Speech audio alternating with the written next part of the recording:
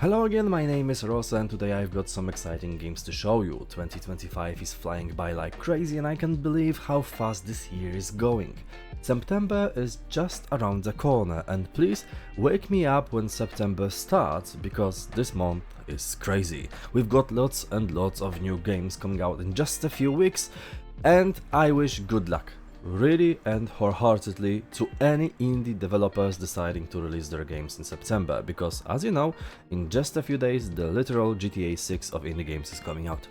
If you find this video interesting, you can leave a like and also subscribe to my channel for even more great indie games. Let's start the list with Super Fantasy Kingdom. This game is a very intriguing roguelite city builder set in a relaxing fantasy world. We will explore and rebuild our kingdom to its former glory. We will be able to build various constructions expanding our lands. In the meantime, we have to defend ourselves from hordes of monsters.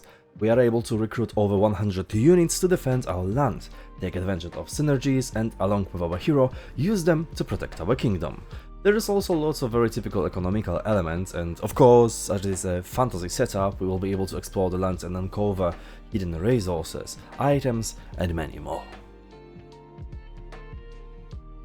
Yeah, you expected this one, didn't you? A sequel to one of the best Metroidvanias ever made, Hollow Knight. The wait is over and I really hope that Silksong's gonna be as good as its predecessor.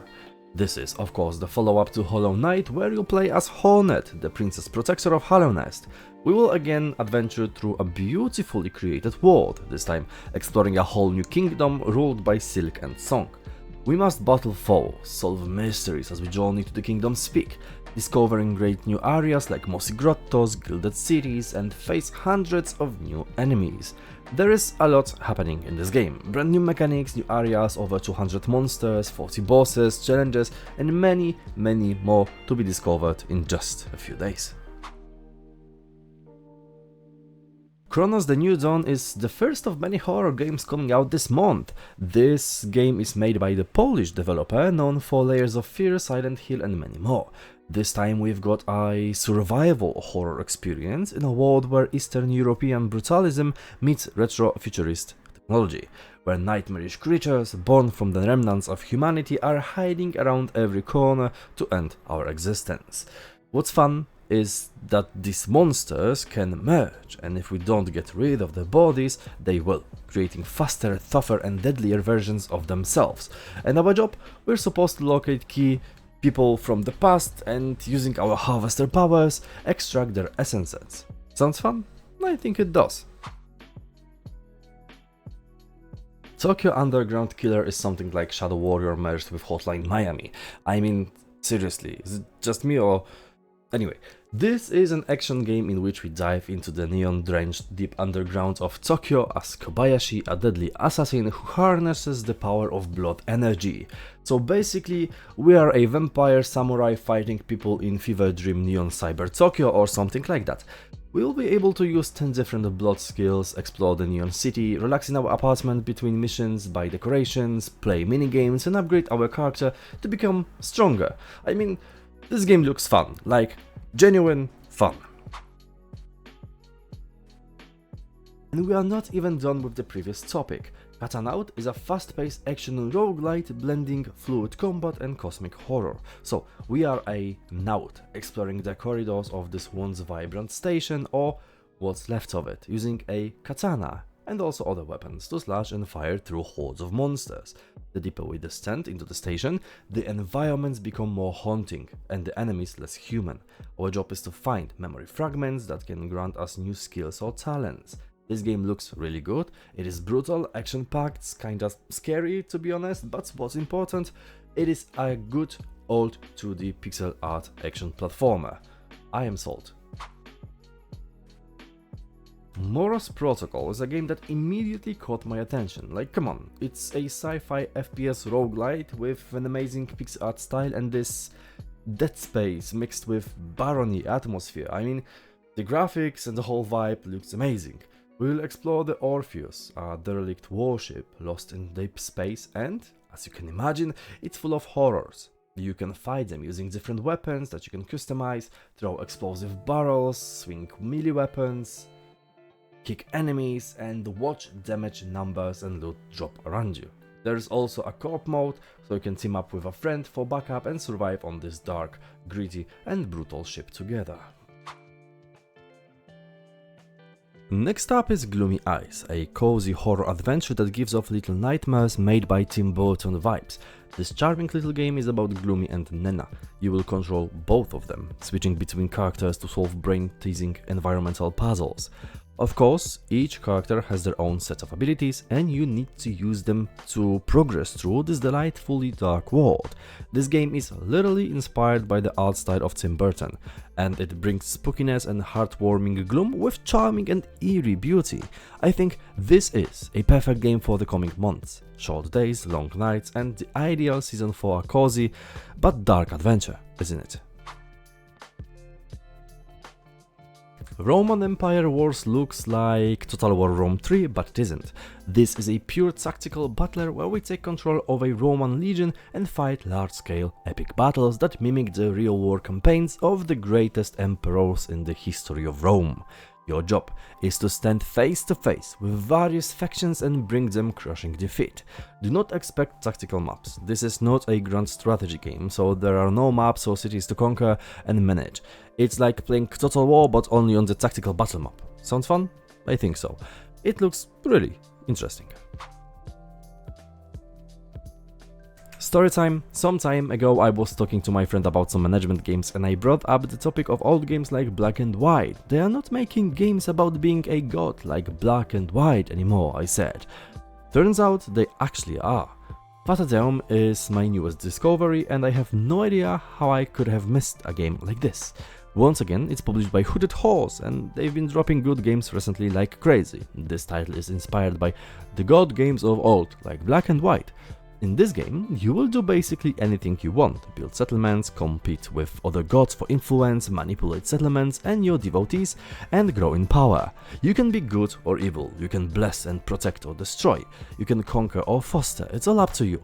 I loved Black and White, and the last similar game I played was the Universum, which was an absolute blast. I am so excited for this game to release, and I really hope it turns out to be good. Town to City is your really classical city builder. The first thing I can say I love about this game is being able to break free from grid-based building. Everything is gridless and that lets us walk with our city as we like. We can carefully strategize the placement of our buildings and roads however we like, unleash our creativity thanks to a plethora of customization options. We can set up lighting, plant flowers and wooded parks or decorate houses. Of course, we have to remember that it's still a city builder, so there is some management to do. As our city grows, we have to meet the increasing needs of our growing population, having to provide everything our people need, even some specific requests by individual residents.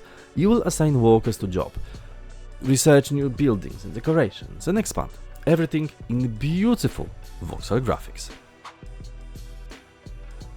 Voyagers of Nera is a cooperative survival crafting game where you must survive a magical ocean world brimming with lost spirits and deadly monsters. This game looks beautiful and magical, like really, this ocean world is a whole vibe. The biomes you can explore look amazing, especially the coral cliffs. Our job is to explore the world, fight monsters, defeat bosses and build the ultimate island base.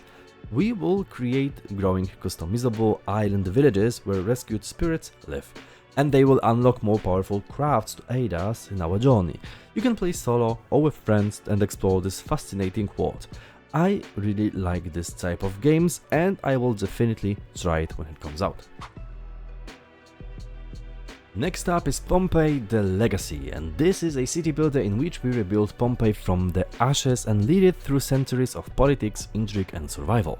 So basically, the city is destroyed and our job is to rebuild it from the ground up while also balancing the needs of its inhabitants.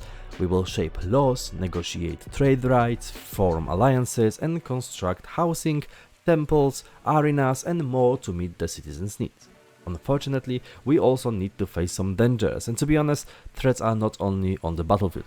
Earthquakes, fires, famine, plagues and political sabotage can strike without warning, so be prepared for that. This is one of the most interesting new city builders, and you know what? Another game about Roman Empire? Why not? Goblin Cleanup is basically a cleaning simulator, but instead of cleaning houses, you will clean dungeons. Yeah, you have to clean and rearrange a dungeon before the next adventurers come to complete it again. As stupid as it sounds, I love the idea. Someone, well, a dungeon manager, hired you to clean the dungeon before the next raid.